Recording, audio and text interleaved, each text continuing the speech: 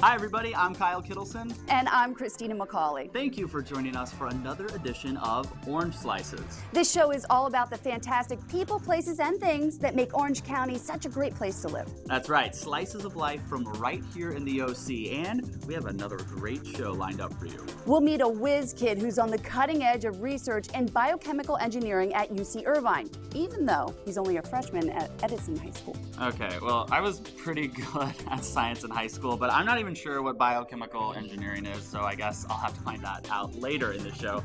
Also in the show, we'll check out a drumming circle. They say it's not only a great way to relieve stress and have fun, but the drumming actually has certain healing powers. Sounds like good medicine to me. But to start things off, have you seen the new $200 million Hyundai headquarters off the 405 in Fountain Valley? Yes, it's an impressive building, and I hear they've doubled the number of jobs. Yes, they have, and two of those employees have a very special story to tell. I'm heading over there now to meet with them, and I'll see you in a bit. All Bye-bye. right. Later, Christina. Thank you so much. So, for our first Orange Slice, Christina has a heartwarming story about two inspiring men overcoming the challenges of their disabilities. Let's check it out. Does he take care of you guys? He totally takes care of us. Oh, come on. This is one of Ryan's favorite stops along his daily mail route because these guys are always good for a quick laugh. Ryan, you got some friends around here. Yeah, I do, yeah.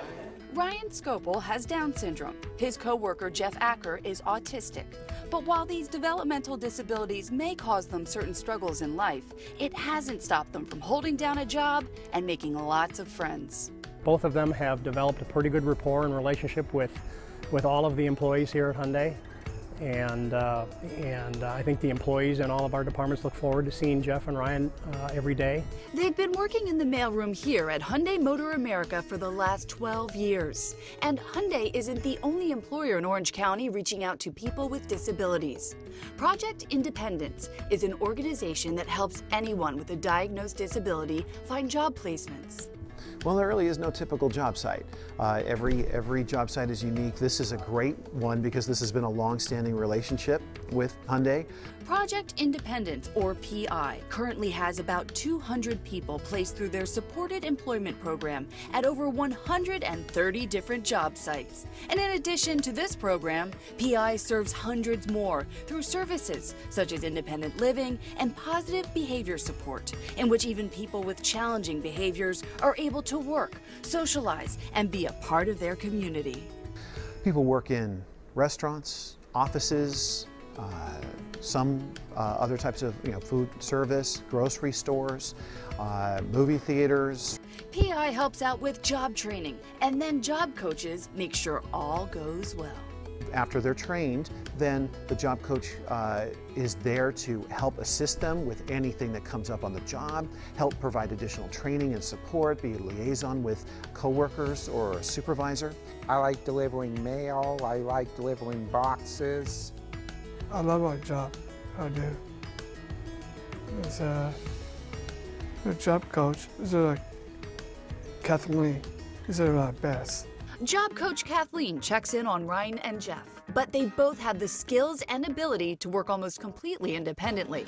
Recently, they were also able to rise to the challenge of a huge change to their work routine. After years of being in the same building, Hyundai tore down their old U.S. headquarters and built a new one, twice the size. The building is a little bit over 500,000 square feet, over twice the size of our old headquarters on this site, and the employee population has gone from about 600 to 1,200, so we've doubled our employees. That means twice the amount of mail, hundreds of new names, and 6 new floors of office space to navigate. Oh yes, yeah, they have to, there's more names for them to get to know, plus they have to get to know a brand new building, so they're learning this building along with the rest of us. He has a great memory, so he remembers everybody and where to go. He, even as a little kid, he knows directions. He's great with maps, bus routes, all of that stuff. I just do. I read their names on the wall. It's been impressive to see how they have acclimated to our environment and to our building and to their responsibilities. Everybody comes with their own particular abilities, and one of the important parts of a program like ours is that the abilities that they come into a job with are not necessarily the abilities they have once they're experienced on the job or when they decide to leave that job and move on to a different job. They're constantly, just as anyone would on a job, they're coming here to learn things and develop skills. Those skills serve them well. There's 3 boxes for him. You want to sign for him? Yep. Said the links are blocked. Got some for you. Thank you. Jeff's experience in Hyundai has really allowed him to grow. I mean, you know, he's become more self-sufficient, more independent, more confident socially. I mean, all of these things, just like anybody gets from their job or new experiences. And I think Hyundai has given that to him. And you guys always remember his birthday. He comes home with 50 cards because everybody remembers his birthday. So, no, it's great. They come to our HR and admin lunches, and they're invited to the Christmas party. I mean, they're part of the family. And it's important to note that both Jeff and Ryan have interests outside of work, which is the mission of PI, helping people with disabilities reach their full potential. Thursdays I do Special Olympics, and I do swimming. And Saturdays I do Gate Club. We do activities. People get financial independence. They learn the value of work. They are empowered to make their own choices in life, and they do. And so they are, instead of sitting at home playing video games, they are occupied during the day, earning an income, relying less on public benefits, and deciding where they're going to take a vacation. But it takes companies who are willing to give these workers a chance. We can't do it without the employers. They're everything because they have the actual jobs. We can try to figure out what would be good job matches, but those jobs have to be out there in the community, and we have to have employers that are willing to see the value that that is brought by the people that we support. Learn more about Project Independence at proindependence.org. That's proindependence.org. What a great story. And let's hope that there are more Orange County companies out there who are willing to give people with disabilities such a great opportunity. Okay, for our next slice, we meet a young man from Huntington Beach who's on the front lines of research that could one day cure cancer and other major diseases. Christina walks us through some advanced science lessons with whiz kid Keoni Gandall. Here at the Lou Lab for Synthetic Evolution at UC Irvine, intern Keoni Gandall works alongside grad students to engineer the biochemical and physical properties of materials in order to understand and control cell function. Sounds complicated? You bet. The bottom line is that this cutting-edge research could one day cure diseases. It's remarkable work, especially since Keoni is just 14 years old. It's fun. I mean, I just go in there, hang around, do the experiments I want to, and then collaborate, talk about other papers that people have published. Last year, Keoni won first place at both the county and state science fairs and went on to win top prize at the National Broadcom Masters competition, which included a trip to Washington to meet the president. The recognition from these prestigious awards eventually led him to UCI. He was introduced to us because he was this whiz kid that was discovered by a grad student in the program that was a science fair judge, and we just let him do what he's interested in. Harvard grad Dr. Chang Liu is an assistant professor of biomedical engineering and chemistry and the founder of the lab. So the goals of our lab are in the realm of biomolecular engineering. So we engineer enzymes that, for instance, aid in producing biofuels. We engineer proteins that block diseases from binding to cells or viruses from infecting cells. The uniqueness of our program is in the approach. So instead of kind of rationally designing everything, we try to exploit the evolutionary process. So these scientists are putting evolution to work in a whole new way.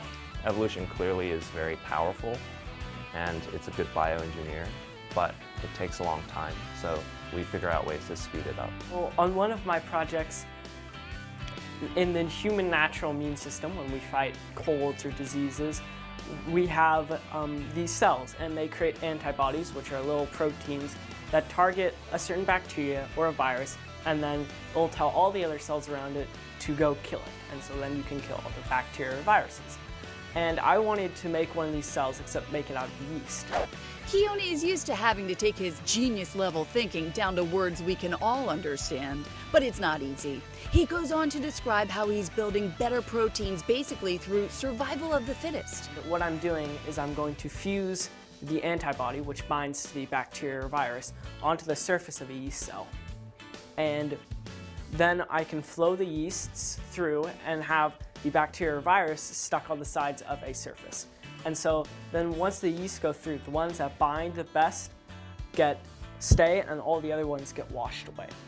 And then the ones that stay, I'll cut off, and then I'll use those to inoculate new cultures and keep doing it over and over. And since only the ones that bind the best survive, then it will evolve better proteins. This kind of research could lead to a number of major medical breakthroughs, such as cures for cancer and HIV.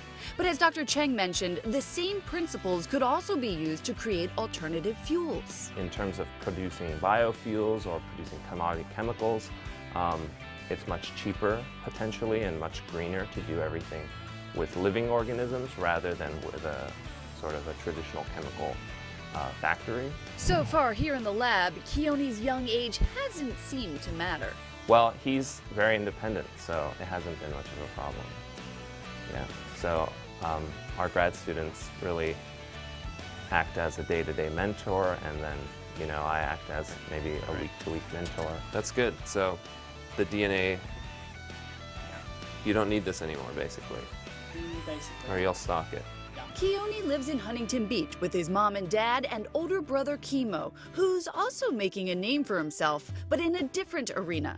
Chemo wins top honors in speech and debate. My thing, I like public speaking, I like the business, law, things like that. That's more of what I do. Keone's more like biology and the sciences. I think it's good that they both excel, but in different things, so they're not competing against each other. It's a lot to keep up with a couple of genius brothers, especially when your youngest likes to experiment in the kitchen with things like E. coli. Yeah, most of it we don't understand, and we just keep saying, okay, is it safe? E. coli is pretty much the organism that they use in labs. So that's what I transformed it into.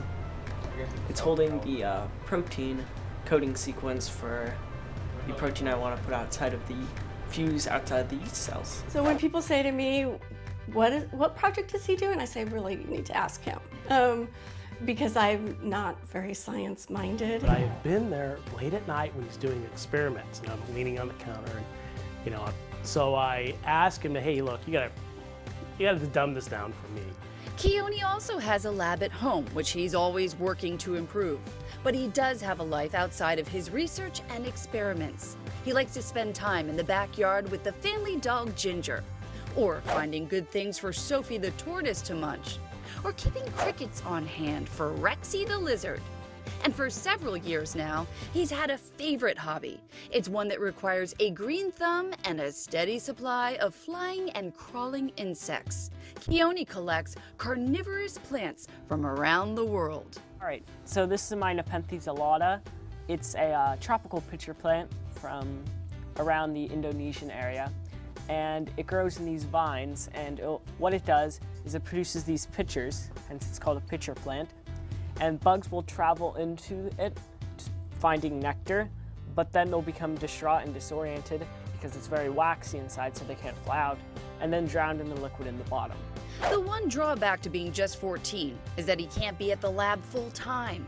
That's because Keone still is a freshman at Edison High, so he's still in school during the day.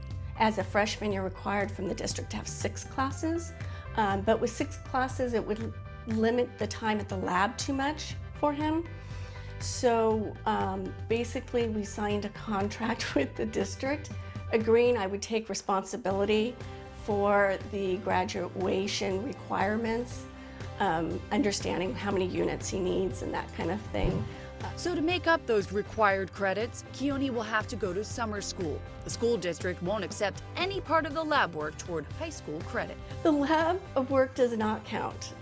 They will not accept any credits coming out of UCI towards high school units. So like in the spring, Keone will start getting units, college units, but they won't count towards high school. But this doesn't seem to bother Keone. He's happy to finish his high school track while getting a jump on college credits. He loves it, and he's not discouraged when things go wrong. So I think that in itself is a gift, because I would be discouraged when things go wrong over and over and over, you know, and it takes a special drive to excel at that. So I think he's on a good road. I know it's an adventure for him, and where he'll go is up to him, really. Me and my wife, we kind of let our kids kind of explore their own avenues and see where they go, provide them with every angle and every experience they possibly can have. I just like to continue doing what I'm doing, just kind of mess around with DNA and do new tricks and make new technology inside the synthetic biology realm. And I'll just take off from there, whatever I find interesting. As far as others like him, in my career I haven't seen anyone, so he's very rare, and he just speaks the language of molecular biology and synthetic biology completely naturally, so I'm sure he can do whatever he wants. Look for Keoni Gandall to accomplish great things through his unique gifts in the field of synthetic biology and whatever else he decides to pursue. We'll definitely keep tabs on Keone. Very exciting to see what he accomplishes in life. Now, for our final story in this episode of Orange Slices, Christina has discovered a great way to let off steam and have some fun. It's a new class called Drumming for Health. Let's take a look.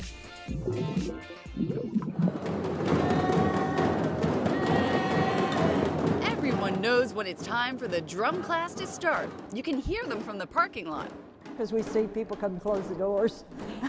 You have to have a special, I guess, love for music to listen to drums as opposed to a nice soothing piano. When I was younger, learning to play, it always eased my tension, always took the tension away. This is where I'd focus, and I know I made a lot of noise, and here you can make a lot of noise. Every Tuesday morning, here at the Rogers Senior Center in Huntington Beach, facilitator Lee Kicks gets the room going with a thundering circle of energy and excitement. For over 40 years, the center has offered a wide range of classes and activities, but nothing quite like this.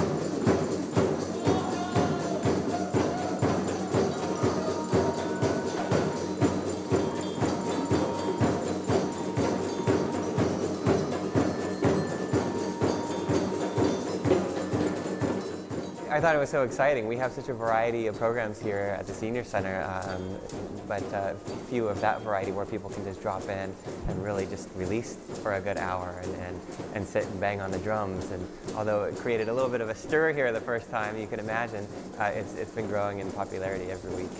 And there's much more taking place here beyond the bang of the drums. In this day and age, it's really difficult to disconnect from the cell phone and the internet and all that stuff, but to connect with yourself and allow yourself to shake, rattle, roll something. It may sound simple, but this group drumming experience actually has proven health benefits. I always go home feeling better.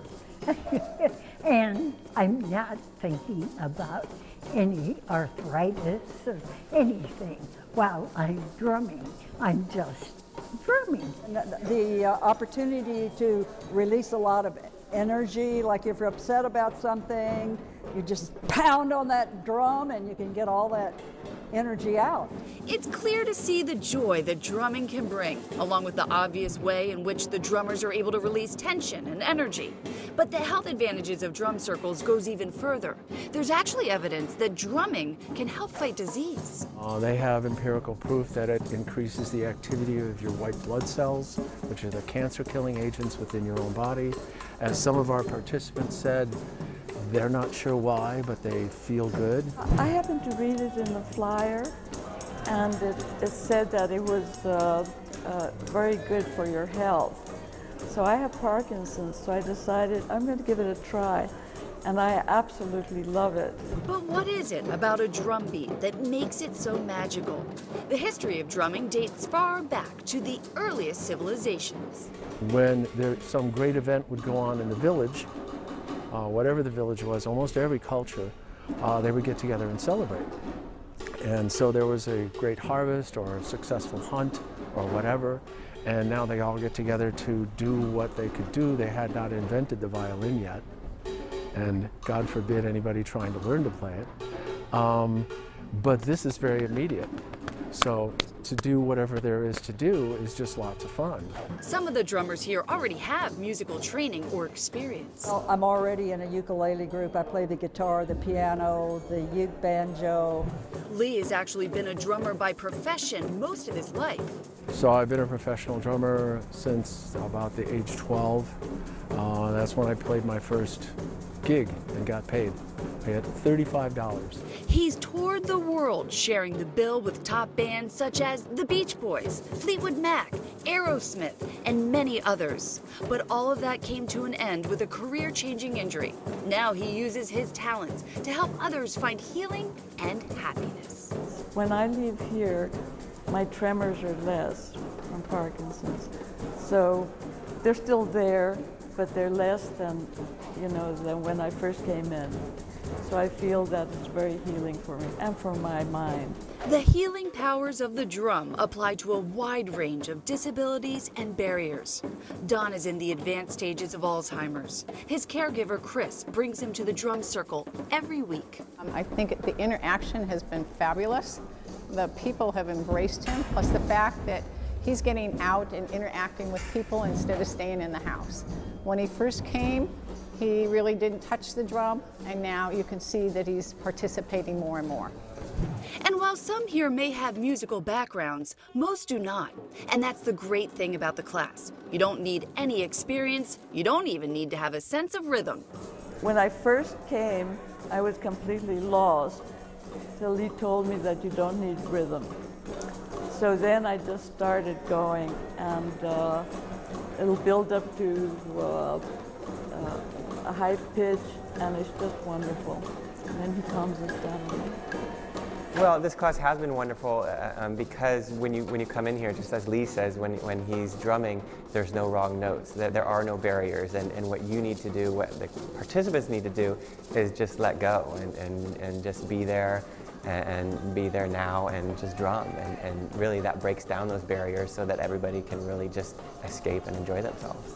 For more information on drumming for health or any of the classes at the Senior Center, go to www.hbsands.org.